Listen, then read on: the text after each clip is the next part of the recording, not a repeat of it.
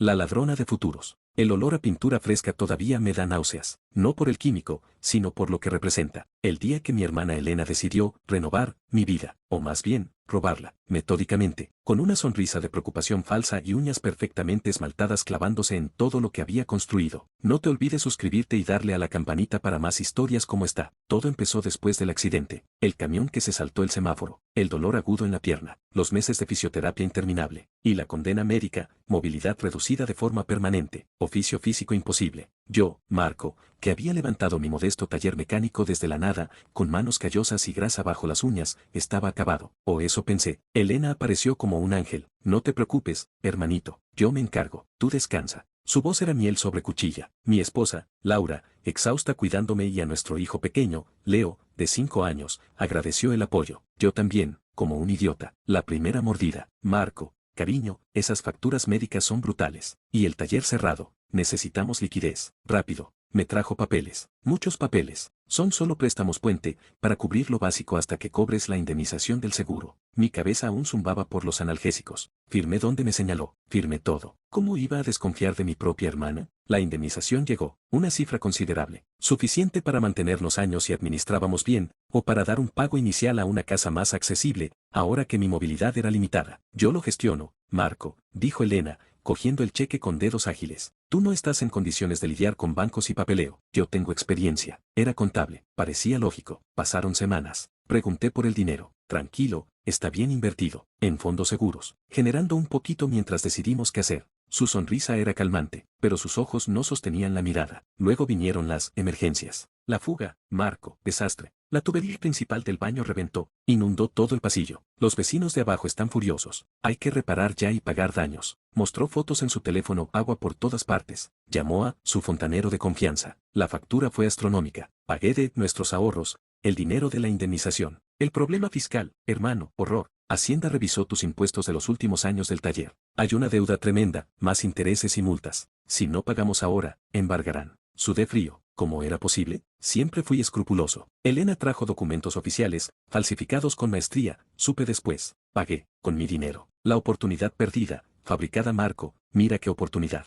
Un piso minúsculo pero en planta baja, adaptado para ti, baratísimo porque el dueño necesita liquidez ya. Si no damos una señal ahora, lo pierdes. Yo, desesperado por salir del tercer piso sin ascensor donde vivíamos, dije que sí. Ella dio la señal, con mi dinero. La venta se cayó misteriosamente días después. La señal, no reembolsable. Cada mes, el colchón se reducía. Cada mes, Elena tenía una nueva razón, una nueva catástrofe o oportunidad urgente que requería fondos inmediatos. Siempre con lágrimas de quequedrilo o falsa indignación en mi nombre. Siempre manejando ella los pagos, los trámites. Yo, cada vez más hundido en la frustración y el dolor físico, me sentía inútil, incapaz de lidiar con la complejidad que ella pintaba. Laura empezó a sospechar. Marco, ¿estás seguro de que Elena? ¿Cómo vas a decir eso? La corté, furioso, manipuladísimo por mi hermana. Ella es la única que nos está salvando de la ruina total. ¿Qué sabrás tú de números, de impuestos, de estas cosas? El remordimiento por esas palabras aún me quema. Vi el dolor en los ojos de mi mujer. Elena había sembrado la duda entre nosotros con maestría siniestra. El robo descarnado. El golpe final llegó con la sutileza de un martilazo. Leo, nuestro hijo, tenía 7 años. Habíamos abierto una cuenta de ahorros para su universidad cuando nació. Poco a poco, mes a mes, incluso en los tiempos más duros. Era sagrado. El único futuro cierto que podíamos darle. Marco, dijo Elena una tarde, palidez artificial en su rostro. Es el banco. Hay un problema grave con la cuenta de Leo. Me senté, el corazón encogido. ¿Qué problema?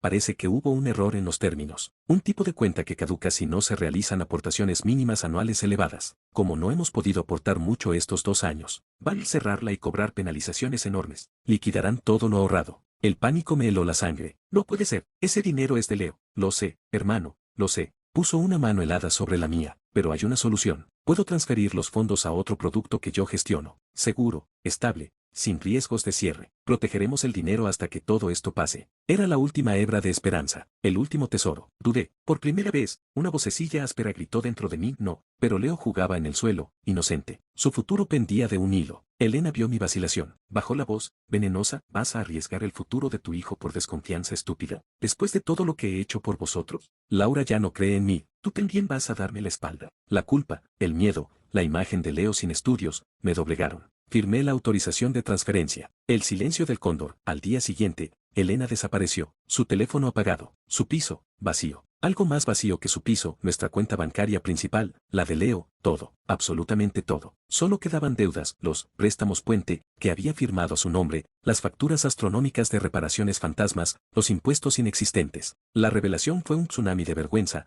rabia y desesperación. Laura me miró, no con ira, sino con un dolor infinito. Te lo dije, Marco, te lo dije. Pero el peor dolor fue el miedo en los ojos de Leo cuando los agentes judiciales vinieron a notificarnos el primer embargo. Papá, ¿nos vamos a quedar en la calle? El abismo y la chispa, caímos al infierno, perdimos el piso. Nos refugiamos en un minúsculo habitáculo prestado por un amigo de Laura. Yo, roto por dentro y por fuera, apenas podía arrastrarme. La rabia contra Elena era un cáncer que me devoraba, no solo por el dinero robado, sino por la traición. Por haber usado mi vulnerabilidad, mi confianza, por haber envenenado mi relación con Laura, por haber robado la seguridad de mi hijo, por haberme convertido en un pobre diablo dependiente, un lastre. Una noche, hurgando entre cajas de nuestras viejas pertenencias, buscando algo que vender, encontré una carpeta vieja, documentos del taller, y entre ellos, una copia borrosa de un contrato firmado con Elena años atrás, cuando, amablemente, me ayudó a constituir la sociedad Nepersonel. Algo llamó mi atención, una cláusula diminuta, casi ilegible, que yo nunca entendí bien. En caso de incapacidad permanente del titular, la gestora designada, Elena M., tendrá poderes notariales amplios sobre activos y cuentas vinculadas. Ella no solo me robó, lo hizo con una cobertura legal. Había sembrado la semilla de mi ruina años antes, esperando su momento. La premeditación fue el último empujón al abismo de odio, la forja del arma. El odio es un mal maestro,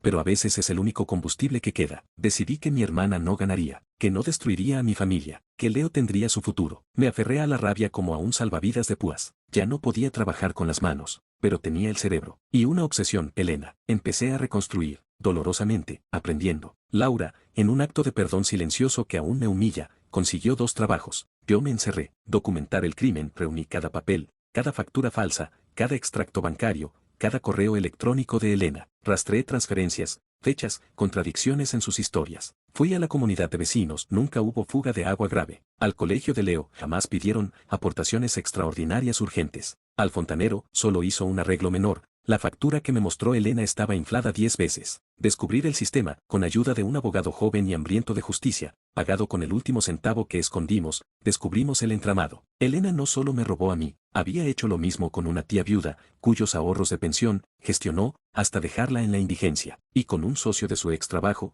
al que hundió con deudas falsas, siempre con documentos enrevesados, firmas obtenidas en momentos de debilidad, y una red de mentiras impenetrable, siempre escapando justo antes del colapso. La técnica del espejo, aprendí su juego, su avaricia, su necesidad de aparentar éxito. Sabía que no podría resistir gastar el dinero robado. Me convertí en un fantasma digital. Cuentas falsas en redes sociales. Seguí sus huellas. Fotos en restaurantes de lujo publicadas por amigas que yo sabía eran suyas. Viajes relámpago carísimos. Una cuenta en un banco offshore detectada por una minúscula filtración que rastreé durante meses. Fue un trabajo de años. Años de privaciones, de ver a Leo crecer en la austeridad forzada, de caras de lástima, de la sombra constante de la deuda. Pero cada descubrimiento, cada pieza del rompecabezas de su fraude, era un clavo en el ataúd moral de mi hermana. Mi obsesión era fría, metódica, alimentada por cada pregunta de Leo sobre cuándo volveríamos a casa, o porque la tía Elena no nos quería visitar. La trampa final, Elena se sentía invencible. Había gastado gran parte del dinero, viviendo una vida de lujo efímero, pero su avaricia era su talón de Aquiles. Quería más, siempre más. Mi abogado y yo preparamos la trampa. Creamos una empresa fantasma, aparentemente próspera, dedicada a inversiones en tecnología revolucionaria. Usamos testaferros limpios. Hicimos correr el rumor en círculos discretos de un fondo de oportunidad única, con rendimientos obscenos. Sabíamos que Elena, siempre al acecho de la próxima estafa,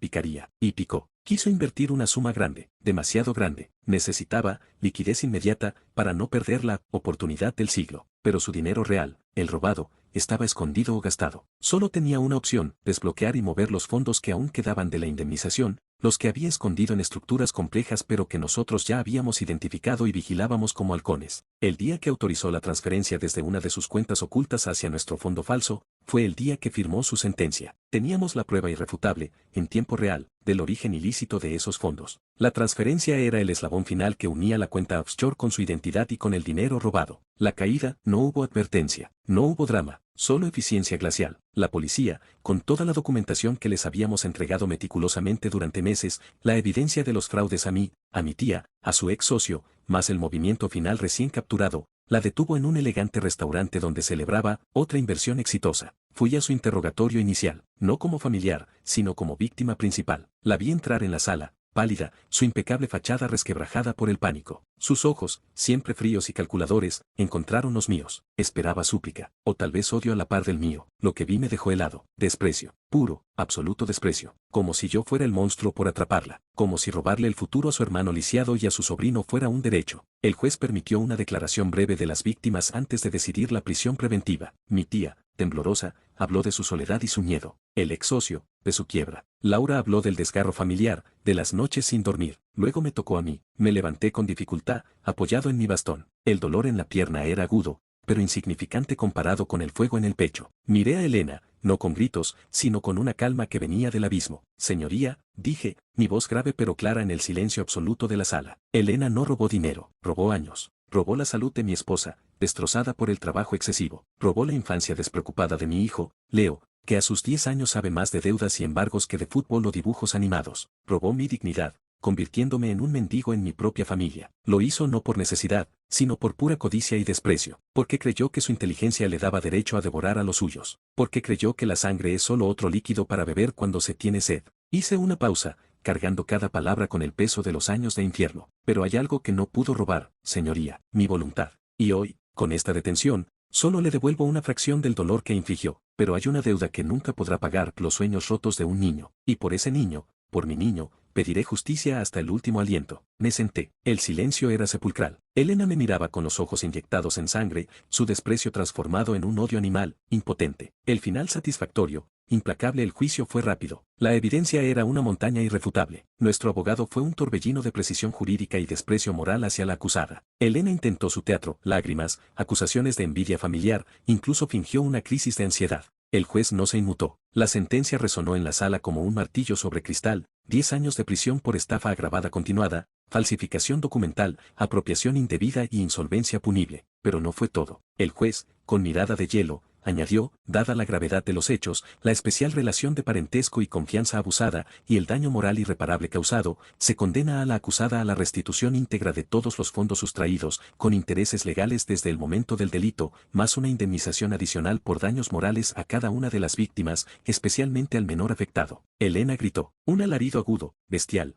de rabia y terror puro. 10 años y una deuda millonaria imposible de pagar. Significaba salir de prisión, si salía con buena conducta, para vivir en la miseria absoluta, perseguida por lo que debía. Su vida de lujo y apariencias estaba aniquilada. Al sacarla de la sala forcejeando, sus ojos locos me encontraron entre el público. Ya no había desprecio, solo terror puro ante las consecuencias de sus actos, ante la jaula de hierro que ella misma había forjado y que ahora se cerraba a su alrededor. Levanté la mano, no en un saludo, sino mostrándole la palma vacía. Un gesto antiguo: no queda nada, nada para ti. Laura apretó mi mano. Leo, ahora un preadolescente serio que había entendido demasiado, me miró. Había un destello de alivio en sus ojos, pero también una sombra. El precio de la justicia. El dinero empezó a volver, lento, con trámites, pero volvía. Pagamos deudas. Salimos del cuartucho. Leo tiene de nuevo su cuenta universitaria, más llena que nunca. Elena cumple su condena. Su celda es su mundo ahora. Nosotros no visitamos, no respondemos cartas. Es un fantasma. La rabia no desaparece del todo. Las cicatrices quedan. Pero cuando veo a Leo estudiando, a Laura sonriendo sin la sombra del agotamiento extremo, o cuando camino por el pequeño jardín de nuestra nueva casa adaptada, siento una satisfacción profunda,